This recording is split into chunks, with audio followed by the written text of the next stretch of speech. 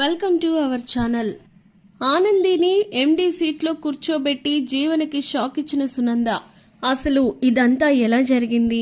సునందకి జీవన గురించిన అసలు నిజం ఎలా తెలిసింది అనేది తెలియాలి అంటే పాపే మా జీవన జ్యోతి సీరియల్ ఎపిసోడ్ని మొదటి నుంచి చివరి వరకు స్కిప్ చేయకుండా చూసేయండి. అప్పుడే సీరియల్లో ఈరోజు ఏం జరిగింది అనేది క్లియర్గా అర్థమవుతుంది. అలాగే పాపే మా Jeevan Jyoti serial upcoming episodes అన్నీ మీకు టైం టు టైం రావాలి అంటే మీరు చేయవలసిందల్లా మన ఈ ఛానల్ని ఇప్పుడే ఇక్కడే సబ్స్క్రైబ్ చేసుకోండి. అప్పుడే మీకు టైం టు టైం అందరికన్నా ముందుగా రీచ్ అవుతాయి. అలాగే పక్కనే ఉన్న బెల్ ఐకాన్ని యాక్టివేట్ చేస్తే ఇంకా నోటిఫికేషన్ కూడా వస్తుంది. ఇక ఏమాత్రం లేట్ చేయకుండా సీరియల్ చాలా ఇంట్రెస్టింగ్గా జరిగింది. మరి జీవన తన నోటితోనే తన నిజస్వరూపాన్ని ఏ విధంగా బయటపెట్టింది అనేది కూడా చూసేద్దాం. మరి లేటెస్ట్ ఎంబ్రాయిడింగ్ డిజైన్ వర్క్ చేస్తూ సీరియల్లో ఏం జరిగిందో చెప్పబోతున్నాను. సో ఏమాత్రం మిస్ కాకుండా చూసేయండి. ఇక వీడియోలోకి వెళితే గనక జీవన మీద చాలా కోపంగా ఉంటుంది ఆనంది. ఇక జీవనని పక్కకి పిలిచి నీతో మాట్లాడాలి అంటుంది. నువ్వు నాతో మాట్లాడేది ఏముంటుంది అని చెప్పి అంటుంది జీవన. నేను నీతో మాట్లాడేది చాలానే ఉంది. నువ్వు చాలా దారుణంగా బిహేవ్ చేస్తున్నావు. ఆ విషయం నీకు అర్థం అవుతుందో లేదో నాకు తెలియట్లేదు, కానీ నువ్వు అత్తయ్య గారి దగ్గర అందరి దగ్గర మాత్రం చాలా యాక్ట్ చేస్తున్నావనే విషయం అర్థమవుతుంది అని చెప్పి అంటుంది ఇంకా ఆనంది. ఇక ఆ మాటకి జీవనకి కోపం వస్తుంది. ఏంటి చూస్తుంటే ఏదేదో మాట్లాడుతున్నావు, నేను ఇప్పుడు ఏం చేశానని అని చెప్పి అంటుంది. ఇక ఆ మాటకి నువ్వు ఏం చేశావో ఏం చేస్తున్నావో అన్ని విషయాలు తెలుస్తున్నాయి జీవన. కాకపోతే నీకే ఒక విషయం అర్థం కావట్లేదు. నువ్వు ఎందుకు నా మీద ఇంత పగని సాధిస్తున్నావు అని చెప్పేసి అంటూ ఉంటుంది. ఆ కుట్టి అలా అనేసరికి ఇక అప్పుడు ఏంటి మొత్తం విషయం తెలిసిపోయినట్టుంది అనగానే అవును, నువ్వు ఆ చిప్ని దారుణంగా మారిపోయేలాగా చేసావు. అసలు ఈ విషయంలో మేము ఎంత కష్టపడ్డామో నీకు తెలుసా? అసలు నువ్వు కొంచెమైనా మానవత్వంతో బిహేవ్ చేస్తున్నావా? మేమిది ఒక వ్యాపారంలాగా చూడట్లేదు. దీన్ని 10 మందికి ఉపయోగపడాలి అనే అనుకుంటున్నాం. కానీ నువ్వు మాత్రం ఎంత దారుణంగా బిహేవ్ చేస్తున్నావు అని చెప్పేసి అంటది కుట్టి. ఇక ఆ మాటకి జీవన ఏమో అవును చేశాను, ఇప్పుడు అయితే ఏంటి, ఈ విషయంలో నువ్వు ఎందుకు అంత ఓవర్ యాక్షన్ చేస్తున్నావు అని చెప్పి అనేసరికి ఇక అప్పుడు జీవన ఏమో ఇంకా అలాగే మాట్లాడుతూ ఉంటుంది నోటుకొచ్చినట్టు. అవును నేనే చేశాను, అయితే ఇప్పుడు ఏం చేస్తావు అని అనగానే ఏంటి జీవన అలా మాట్లాడుతున్నావు, నా మీద నీకు ఇంకా ఎందుకు అంత కోపం, ఇంకా ఎందుకు అంత పగ పెట్టుకున్నావు అని చెప్పి బాధపడుతూ అడుగుతుంది ఆనంది. ఇక ఆ మాటకి అవును నువ్వంటే నాకు కోపమే, నిన్ను సాధించాలన్న పగే అని చెప్పి అనేసరికి ఎందుకు అలా అంటున్నావు, నేను ఇప్పుడు ఏం చేశానని, అసలు నువ్వు సంతోషంగానే ఉన్నావు కదా, నువ్వు సంతోషంగా ఉన్నప్పుడు ఇంకా నువ్వు ఇదంతా ఎందుకు చేస్తున్నావు జీవన అని చెప్పి అనేసరికి ఇక అప్పుడు జీవన చెప్పిద్ది అవును నువ్వంటే నాకు ఎప్పటి నుంచో కోపం పగ, అంటే ఎందుకు నువ్వు సంతోషంగానే ఉన్నావు కదా అని కుట్టి అడిగిద్ది. నేను సంతోషంగా ఉన్నానా, నేను సంతోషంగా ఉన్నట్టు నీకు అనిపిస్తుందా అని చెప్పి అనేసరికి అవును నువ్వు సంతోషంగానే ఉన్నావు కదా, నీకు అమ్మా నాన్నల్ని ఇచ్చాను కదా, నువ్వు మారిపోయావని ఎంతో సంతోషపడ్డాను. అరే నువ్వు అత్తయ్య గారి దగ్గర నా దగ్గర నా గురించి పాజిటివ్గా చెప్పేసరికి నేను చాలా సంతోషించాను, ఎంత ఆనందపడ్డానో తెలుసా. కానీ ఇప్పుడు నువ్వు ఇలా ప్రవర్తిస్తుంటే నాకేమనాలో అర్థం కావట్లేదు. నీ గురించే కదా, నీకు తల్లిదండ్రి లేరు అన్న కారణంతోనే కదా నేను అమ్మా నాన్నని ఇచ్చేశాను అని చెప్పి అనగానే అవును నువ్వు అమ్మా నాన్నని ఇచ్చేశావు, జ్యోతి సూర్యలు కేవలం నాకు తల్లి తండ్రి అంతే, అంతకు మించి ఇంకేం లేదు. కానీ వాళ్ళ ప్రేమని మాత్రం నువ్వు దక్కించుకున్నావు అని చెప్పేసి అంటది జీవన. ఏం మాట్లాడుతున్నావు, వాళ్ళు నా మీద ప్రేమ పెంచుకోవడం, నేను వాళ్ళ మీద ప్రేమ పెంచుకోవడం అనేది విధి ఆడిన నాటకం, అంతేగాని నేనేం కావాలని చేయలేదు కదా అని చెప్పి కుట్టి అంటది. ఇక అప్పుడు జీవన ఏమో అవును నువ్వు అన్నీ ఏమీ చెయ్యను అంటావు, కానీ అన్నీ చేసేస్తూ ఉంటావు. అమ్మ నాన్నల్ని నాకు ఇచ్చినట్టే ఇచ్చి నువ్వు మాత్రం వాళ్ళ ప్రేమను దక్కించుకుంటున్నావు, వాళ్ళ ఆస్తిని దక్కించుకుంటున్నావు. నేను మాత్రం చాలా దారుణంగా ఉన్నాను. అరే నాకు ఇక్కడ ఎలాంటి వాల్యూ లేదు మొన్నటిదాకా, అక్కడ ఎలాంటి వాల్యూ లేదు. అందుకే ఎలా అయినా సరే నిన్ను సాధించాలి. చిన్నప్పటి నుంచి నువ్వు అన్నీ కూడా నాకు ఇచ్చినట్టే ఇచ్చి చాలా చక్కగా ప్లాన్ చేసేదానివి. టీచర్లు మాత్రం నిన్ను చాలా బాగా పొగడించుకునేలాగా చేసుకునేదానివి. అంతెందుకు, కాలేజ్, ఇల్లు, అన్ని చోట్ల, ఆఖరికి ఇక్కడ కూడా. అందుకే అత్తయ్య గారి మీద నీకు నెగిటివ్ ఒపీనియన్ వచ్చేలాగా చేశాను నీ మీద. ఆ తర్వాత ఆదిత్య గారి మీద కూడా నీకు నెగిటివ్ వచ్చేలా చేశాను. కానీ నా దురదృష్టం అన్నీ నీకు కలిసి వచ్చినాయి. అందుకే ఏం చేసైనా సరే నీ మీద మాత్రం పగ సాధించాలనే నేను ట్రై చేస్తున్నాను. ఈ విషయంలో నేను వెనకడుగు వేయను అని చెప్పి అంటే, అదేంటి జీవన, ఎందుకు అలా మాట్లాడుతున్నావు? నువ్వు కావాలనుకున్నవన్నీ నీకు ఇచ్చాను కదా అని అంటే, అవునవును ఇచ్చాను అని నువ్వు అనుకుంటావు. కానీ అవన్నీ నేను సాధించుకున్నవి, నా ఆలోచనలతో, నా తెలివితేటలతో నేను దక్కించుకున్నవి. కానీ ఇవేమీ నీకు అర్థం కావు కదా. నువ్వు ఏం చేసైనా సరే ఈ విషయంలో నేను వెనకడుగు వేయను. నీ మీద పగ సాధిస్తూనే ఉంటాను అని చెప్పి అని అంటే, కుట్టి ఏమో అసలు నీకేం కావాలి జీవన అని చెప్పి అంటది. నాకు కావాల్సింది నువ్వివ్వడం ఏంటే, నేనే తీసుకుంటాను. ఇప్పటికే అత్తయ్య గారు నా మాట వినేలాగా నెమ్మదిగా చేసుకుంటున్నాను. చైతుని పూర్తిగా నా వైపు తిప్పేసుకున్నాను. ఇక జ్యోతి సూర్యలనంటావా, నేనేం చేయలేను. ఎందుకంటే వాళ్ళకి నువ్వంటేనే ఇష్టం. కానీ గుర్తుపెట్టుకో కుట్టి, నిన్ను వాళ్ళ దగ్గర నుంచి ఖచ్చితంగా దూరం చేస్తాను. వాళ్ళని నా వైపు తిప్పుకుంటాను. ఇక ఈ ఇంట్లో మిగిలిందల్లా అత్తయ్య గారు, ఇంకా మావయ్య గారు, ఆదిత్య గారే. సో అత్తయ్య గారు ఇప్పుడిప్పుడే నాకు కొంచెం టర్న్ అవుతున్నారు. నాకు ఎండీ పొజిషన్ ఇచ్చి నేనంటే ఏంటో ప్రూవ్ చేసుకునేలా చేస్తానన్నారు. అందుకే ఇక ఈ విషయంలో అత్తయ్య గారిని కూడా ఇంకా పూర్తిగా మార్చేస్తాను. ఇక మావయ్య గారిని కూడా, ఇంకా మిగిలింది బావగారే, ఆదిత్య గారిని కూడా పూర్తిగా మార్చేస్తాను. నిన్ను ఈ ఇంట్లో నుంచి గంటించేస్తాను అని చెప్పేసి అనేసరికి జీవన ఇంకా కుట్టికి కోపం వచ్చి, అది ఆగదు, అది సాగదు నీ మాటలు, ఇంకా నువ్వు చేసే బిహేవియర్ ఏమాత్రం కూడా కరెక్ట్ కాదు జీవన, నీ ఆటలు ఇంకా సాగనివ్వను అనగానే ఇక జీవన కూడా, నేను కూడా అదే చెప్తున్నానే, నీ ఆటల్ని ఇంకా సాగనివ్వను. నిన్ను నీ అమ్మా నాన్నలుగా అనుకుంటున్న వాళ్ళని కూడా దూరం చేస్తాను. నువ్వు నీ కన్న తల్లిదండ్రులు జ్యోతి సూర్యలే అని నీకు తెలిసిన నోరు విప్పలేకపోయావు చూసావా. అందుకే వాళ్ళని నీ మీద ఆ కాస్త కన్సర్న్ కూడా చూడకుండా చేస్తాను. ఖచ్చితంగా ఈ విషయంలో నిన్ను పనిష్ చేస్తాను అని చెప్పేసి జీవన అంటది. ఇక ఆ మాటలకి కుట్టి చాలా బాధపడుతుంది. అసలు ఎందుకు జీవన నువ్వు నా మీద ఇంత పగ పెట్టుకున్నావంటే, ఎందుకంటే నువ్వంటే నాకు నచ్చదు. చిన్నప్పటి నుంచి నాకు అన్నీ ఇచ్చినట్టే ఇచ్చి అన్నీ నువ్వే లాగేసుకుంటావు. అందరి దగ్గర నీకే పేరుతో వచ్చేలాగా బిహేవ్ చేస్తావు. అందుకే నిన్ను నేను అస్సలు బేర్ చేయను. నీ విషయంలో అస్సలు నేను వెనకడుగు వేయను.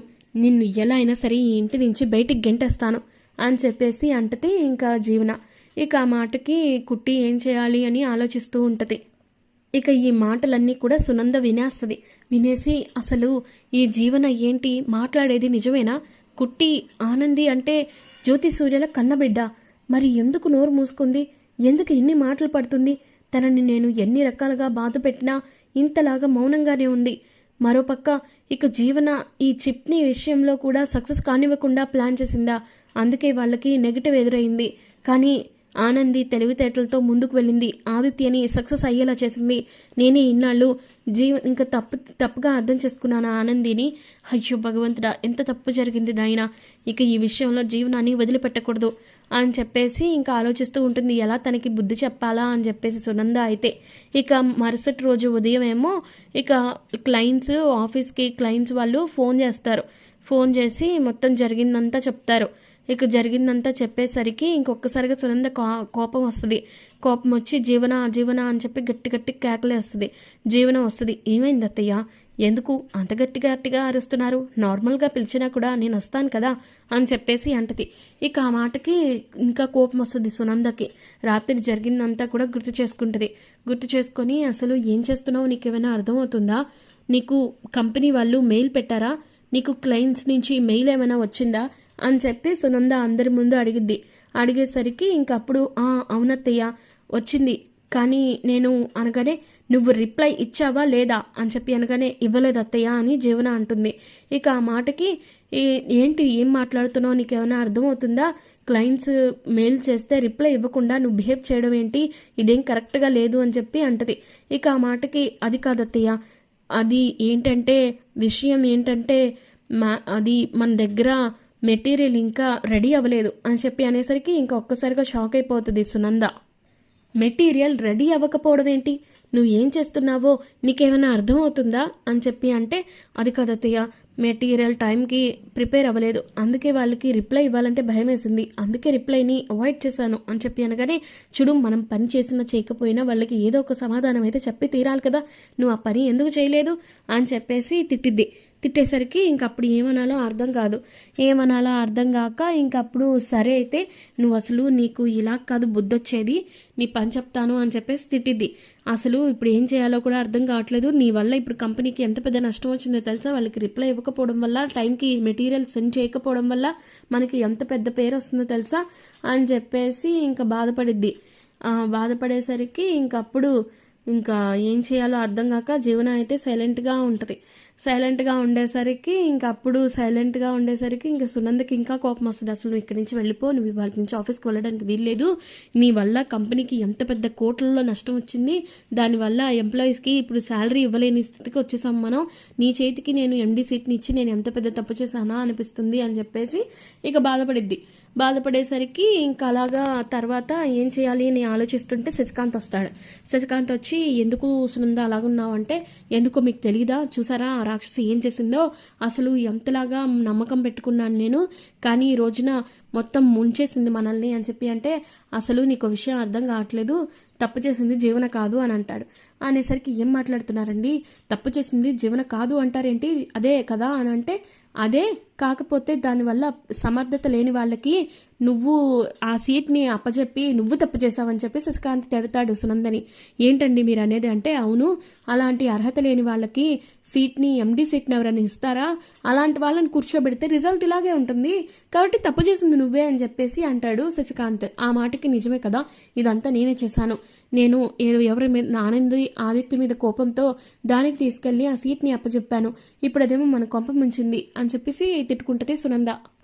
ఇక విషయం మొత్తం వింటారు కదా, మొత్తం అందరికీ తెలుస్తుంది కదా ఇంట్లో వాళ్ళందరికీ. ఇంకా ఆనంది అలాగే ఆదిత్య కూడా మాట్లాడుకుంటూ ఉంటారు. ఆదిత్య ఏమో సైలెంట్గా అలా ఆలోచిస్తూ ఉంటే ఆనంది వస్తుంది. ఏమండి మీతో కొంచెం మాట్లాడాలి అని అంటే, ఏంటో చెప్పు కుట్టి అని అంటే, ఏం లేదు, నిన్న చూశారు కదా అత్తయ్య గారు ఏమన్నారో, ఆ సీట్లో అసలు జీవన కరెక్టే కాదు, మనం ఆలోచించాల్సింది ఇప్పుడు జీవనకి పోస్ట్ ఇస్తున్నావా లేదా అనేది కాదు కదా, ఆ కంపెనీలో పనిచేసే ఎంప్లాయీస్కి మనం దారి చూపించాలి, వాళ్ళందరి జీవితాలని ఎందుకంటే మనం కష్టాలు పెట్టడము, అది కరెక్ట్ కాదు కదా అని చెప్పి అంటే, నేను అదే ఆలోచిస్తున్నాను ఆనంది, అదే ఏం చేయాలి, ఎలా డెసిషన్ తీసుకోవాలని ఆలోచిస్తున్నాను, కానీ డెసిషన్ అంతా కూడా మమ్మీదే కదా అని చెప్పి అంటాడు ఆదిత్య. అమ్మదే అత్తయ్య గారిదే అయినా మీకు కూడా బాధ్యత ఉంది కదండి, ఎందుకంటే మొన్నటి దాకా మీరే కదా మొత్తం అంతా చూసుకున్నారు, సో మంచి చెడులు అన్నీ మీకు తెలుసు, కాబట్టి మీరే ఏదో ఒక మార్గం చూపించాలి, ఎందుకంటే జీవన ఆ సీట్లో ఉంటే ఖచ్చితంగా ఎంప్లాయీస్కి జీతాలు కూడా ఇవ్వలేని పరిస్థితి కాదు కదా, వాళ్ళ ఉద్యోగాలు కూడా పోతాయి, ఇంతకాలం ఈ కంపెనీని నమ్ముకున్న మనుషులు మనం ఎట్లా రోడ్డు మీద పడేస్తాం చెప్పండి, కాబట్టి మీరే ఏదో ఒకటి ఆలోచించండి అని చెప్పి అంటే, అవును నేను కూడా అదే ఆలోచిస్తున్నాను ఆనంది, ఒకసారి నాన్నతో అమ్మతో మాట్లాడాలనుకుంటున్నాను అని చెప్పేసి అంటాడు. ఇక మరోపక్క సునంద అలాగే శశికాంత్లు మాట్లాడుకుంటూ ఉంటారు కదా. ఇక అప్పుడు శశికాంత్ అంటాడు, చూడు నువ్వు అవునన్నా కాదన్నా ఆ సీటుకి పూర్తి అర్హుడు ఎవరో తెలుసా, ఆదిత్య మాత్రమే. ఆదిత్య మొన్నటి దాకా ఎండీ సీట్లో ఉన్నప్పుడు అసలు ఒక్క కంప్లైంట్ వచ్చిందా, అసలు కంపెనీ వ్యవహారాలు కానీ కంపెనీ క్లయింట్స్ కానీ ఇంటి దాకా వచ్చారా, నీ దాకా ఏమన్నా తీసుకొచ్చాడా, లేదు కదా, అదంతా కూడా ఆదిత్యనే మేనేజ్ చేసుకున్నాడు, కంపెనీ ఎంప్లాయీస్ గురించి కానీ ఇంకా వర్కర్స్ గురించి కానీ ఇంకా మెటీరియల్ గురించి కానీ క్లయింట్స్ గురించి కానీ ఇలా ప్రతిదీ ఈచ్ అండ్ ఎవ్రీథింగ్ వాడే చూసుకున్నాడు, ఎందుకంటే వాడు సమర్థుడు అలాగే ఎక్స్పీరియన్స్డ్ కూడా. అలాంటి వాడిని పక్కన పెట్టి ఇప్పుడు జీవనకి ఆ సీట్ని ఇచ్చి ఏం సాధిస్తావు సునంద, మన జీవితాల్ని మనమే నాశనం చేసుకోవడం అంటే ఇదేనేమో ఆలోచించు, కాబట్టి నువ్వే ఏదైనా సరైన డెసిషన్ తీసుకో, ఈ విషయంలో నీకు ఇంతకు మించి నేను ఇంకేం చెప్పలేను అని చెప్పేసి శశికాంత్ అంటాడు. అవునండి మీరు అనింది కరెక్టే, నేనే తప్పు చేశాను, నేనే ఆదిత్యని కాకుండా జీవనని తీసుకెళ్లి ఎండి సీట్లో కూర్చోబెట్టి తప్పు చేశాను. కానీ ఈ విషయంలో నేను మరొక ముఖ్యమైన నిర్ణయం తీసుకోబోతున్నాను. రేపొద్దున్న ఆఫీస్కి వెళ్దాం, అందరూ రెడీగా ఉండండి అని చెప్పి అనేసరికి సరే అని చెప్పి అంటారు. అన్న తర్వాత అందరూ కూడా రేపొద్దున ఆఫీస్కి వెళ్ళాలి, మనం ఈ ప్రాబ్లమ్ని ఆఫీస్ నుంచే సాల్వ్ చేయాలి అని చెప్పేసి అంటది. సునంద ఇంట్లో వాళ్ళందరికీ చెప్పిద్ది. సరే అయితే అందరం వెళ్దాం అని చెప్పేసి నిర్ణయించుకుంటారు. ఇక అప్పుడు అందరూ కలిసి ఆఫీస్కి వెళ్తారు. ఆఫీస్కి వెళ్ళిన తర్వాత ఇక మొత్తం ఈ వ్యవహారాలన్నీ క్లీన్ చేయాలంటే ఎండి సిగ్నేచర్ కావాలి కదా, ముందు ఎండీగా కూడా నేను ఇచ్చేద్దాం అనుకుంటున్నాను అంటే, సరే అత్తయ్య మీరు ఏం చేయమంటారో చెప్పండి, నేను అదే చేస్తాను అని చెప్పి జీవన ఓవర్ యాక్టింగ్ చేస్తూ ఇంకా ఎండీ సీట్లోకి వెళ్ళి కూర్చోబోతుంటే ఇక అప్పుడు ఆపి ఒక్క నిమిషం, నీ గురించి నేను ఒక నిర్ణయం తీసుకున్నాను జీవన, అయినా ఆ ఎండీ సీట్లో కూర్చోవాల్సింది నువ్వు కాదు అనగానే ఒక్కసారిగా జీవన షాక్ అయిపోద్ది. ఏం మాట్లాడుతున్నారు అత్తయ్య, నేను కాకుండా ఇంకెవరు కూర్చోవాలి అని చెప్పేసి అనగానే, అవును నువ్వు కాదు, నువ్వు కూర్చుంటే ఇప్పటికి వచ్చిన నష్టాలు చాలు, కాబట్టి ఈ విషయంలో నేను ఒక నిర్ణయం తీసుకున్నాను.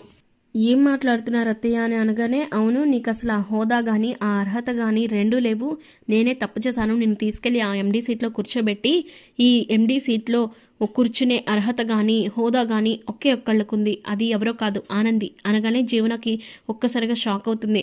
ఏం మాట్లాడుతున్నారు అత్తయ్య, ఆనంది ఈ సీట్లో కూర్చోవడం ఏంటి, నేను లేకపోతే కనీసం బావగారన్నా కూర్చోవాలి, అంతేగాని ఆనంది కూర్చోవడం ఏంటి, ఇది నేను ఎంత మాత్రం ఒప్పుకోను అని చెప్పి అంటే, ఒప్పుకోవడానికి అసలు నువ్వెవరు, నువ్వు ఎందుకు ఇంతలాగా మొండి పట్టుతున్నావు, అయినా నీకు అంత సీన్ కూడా లేదు, కాబట్టి నువ్వు కాసేపు సైలెంట్గా పక్కన కూర్చో, అమ్మ ఆనంది వెళ్ళి ఆ ఎండీ సీట్లో కూర్చో అనగానే, అదేంటి అత్తయ్య నన్ను ఎండీ సీట్లో కూర్చోమంటారు, నాకు మాత్రం ఏమే ఎక్స్పీరియన్స్ ఉందని అని చెప్పి అనగానే, నీకు ఎక్స్పీరియన్స్ లేకపోయినా ఎంప్లాయీస్ జీవితాల్ని నడి రోడ్డు మీద మాత్రం నించోబెట్టవన్న నమ్మకం నాకుంది తల్లి, అందుకే నీ గురించి పూర్తి నిర్ణయం తీసుకున్నాను, ఈ విషయంలో ఇంకేం మార్పు లేదు, నువ్వు వెళ్ళి కూర్చో, అలాగే ఫస్ట్ సిగ్నేచర్ ఆ క్లయింట్స్ విషయంలో మొత్తం స్టడీ చేసి క్లియర్ చేయి, అప్పుడు మనం ఈ సొల్యూషన్కి ఒక ప్రాబ్లంకి సొల్యూషన్ దొరుకుతుంది అని చెప్పి అనగానే, సరే అత్తయ్య మీరు ఏదంటే అదే, కాకపోతే ఆదిత్య గారిని కూర్చోబెడితే మంచిదేమో అని చెప్పి అనగానే, లేదమ్మా ఈ విషయంలో నేను నిర్ణయం తీసేసుకున్నాను, జీవనకి బుద్ధి రావాలి అంటే నిన్నే ఆ సీట్లో కూర్చోబెట్టాలి, నీకు చేసిన అన్యాయానికి దానికి తగిన గుణపాఠం చెప్పాలి అని చెప్పి, కాబట్టి నువ్వే వెళ్ళి ఆ సీట్లో కూర్చో అని చెప్పేసి అంటది. ఇంకా సునంద ఆ మాటకి జీవనకు ఒక్కసారిగా కోపం వస్తుంది. లేదత్తయ్య నేను అస్సలు ఒప్పుకోను అని చెప్పి అనగానే చంప మీద లాగిపెట్టి కొట్టి, నిన్న రాత్రి నువ్వు ఆనంది ఏం మాట్లాడుకున్నారో నేను వినలేదనుకున్నావా, జ్యోతి సూర్యలే ఆనంది అసలు తల్లిదండ్రులు, నాకు ఈ విషయం తెలియదు అనుకుంటున్నావా, నువ్వు తనని చిన్నప్పటి నుంచి ఎంతలాగా సాధిస్తున్నావో ఇంకా ఇప్పుడు సాధించాలనుకుంటున్నావో వినలేదనుకుంటున్నావా, నువ్వు అనుకున్నవి ఏవి కూడా నేను ఇక వినను, నేను చాలా పెద్ద తప్పు చేశాను, ఈ విషయంలో ఇక మీదట నేను ఆనందికి ఎటువంటి తప్పు జరగనివ్వకుండా చూసుకుంటాను, అందుకే ఎండీ సీట్లో కూర్చునే అర్హత కానీ హక్కు కానీ అసలు నీకేమీ లేవు, ఈ విషయంలో నువ్వు సైలెంట్గా ఉంటే నీకే మంచిది, లేకపోతే జ్యోతి సూర్యల దగ్గర కూడా నువ్వు తన కన్న కూతురువి కాదనే విషయం చెప్పాననుకో, అక్కడ కూడా నీకు స్థానం ఉండదు, నువ్వు ఇక మీదట ఆనంది జోలికి వచ్చినా ఆనంది విషయంలో ఇలాంటి ప్రవర్తన చేసినా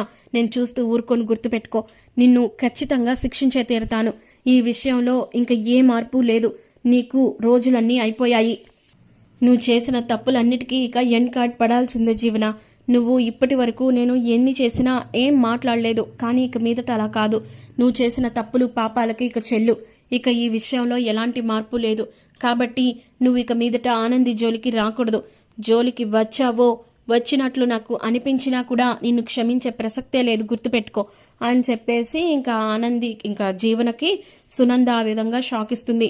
ఇదేంటి అత్తయ్య గారు మొత్తం వినేశారు, నా గురించి మొత్తం తెలిసిపోయింది, ఇప్పుడు నేను ఇంకేం మాట్లాడలేకపోతున్నాను, ఇంకా నేను మాట్లాడాను అంటే అత్తయ్య గారు వెళ్ళి అమ్మా నాన్నలకి నిజం చెప్పేస్తారు, అదే గాని జరిగితే ఇక నాకు ఆ ఆస్తి కూడా ఉండదు అని చెప్పి కామైపోతుంది. మరి జీవన ఆనంది విషయంలో ఇంకేదైనా ప్లాన్స్ చేస్తుందా, సునందకి నిజం తెలిసిపోయింది కాబట్టి జ్యోతి సూర్యల దగ్గర నిజం తెలియకుండా ఉండడానికి జీవన ఏం చేయబోతోంది, అలాగే ఆనంది మీద తన పగను సాధిస్తుందా లేదా ఇంకెలాంటి ప్రయత్నాలు చేస్తుంది, ఆఫీస్లో ఎండీ సీట్ పోయినందుకు ఇంకేం ప్రయత్నాలు చేస్తుంది అనేది అన్నీ తెలుసుకోవాలి అంటే పాపే మా Jeevan Jyoti serial upcoming episodes వరకు వెయిట్ చేయాల్సిందే.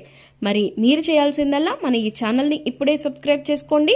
అలాగే పక్కనే ఉన్న బెల్ ఐకాన్ని ట్యాప్ చేయండి. ఎందుకంటే చాలామంది సీరియల్ని చూస్తున్నారు, అలాగే లైక్ చేస్తున్నారు, కానీ ఇంకా ఛానల్ని సబ్స్క్రైబ్ చేసుకోవడం మర్చిపోతున్నారు. అందుకే వెంటనే సబ్స్క్రైబ్ చేసుకోండి. పక్కనే ఉన్న బెల్ ఐకాన్ని ట్యాప్ చేయడం వల్ల మీకు నోటిఫికేషన్స్ అప్ టు డేట్ వచ్చేస్తాయి. దీనివల్ల